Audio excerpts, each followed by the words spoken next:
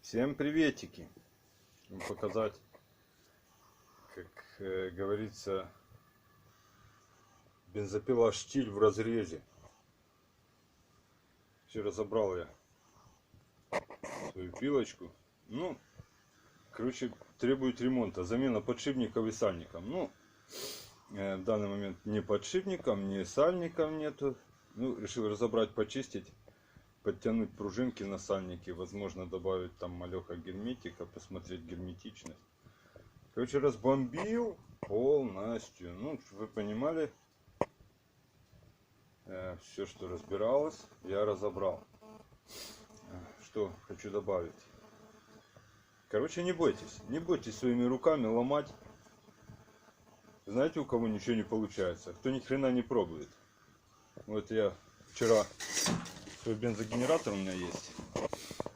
Перебрал полностью, там тоже с карбюратором были проблемы.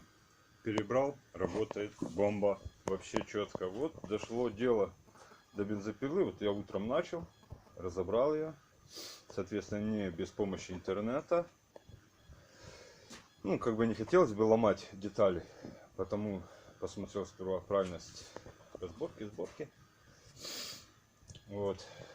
И я надеюсь, до вечера соберу и еще ею буду резать. Это для тех, кто спрашивает, а чем ты там занимаешься целый день? Так вот. Ну, это еще цветочки. Вот ягодки. Будет произведена дефектовка головки. Ну, собственно, тут я уже к ней смотрел. Там у нее особых изъянов нету.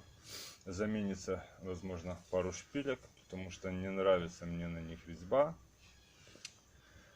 Притрутся клапана, соответственно, обычной притирочной пастой.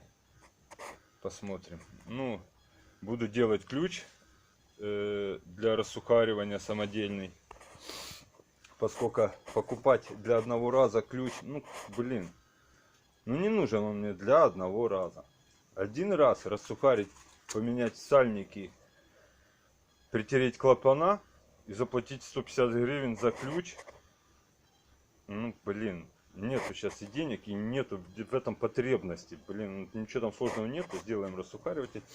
Собственно, я уже маховик отпустил болты. Там тоже сорвал гайку. Ну, сорвал, открутил. Вот. Ну, все там штаны поснимал. Вот. Есть у меня притирочная паста, такую, как посоветовали, классическая. Так что следующий ремонт, я так рассчитываю, если все будет хорошо, завтра будет сниматься и делаться головка. Всем спасибо. Пожелайте мне удачи.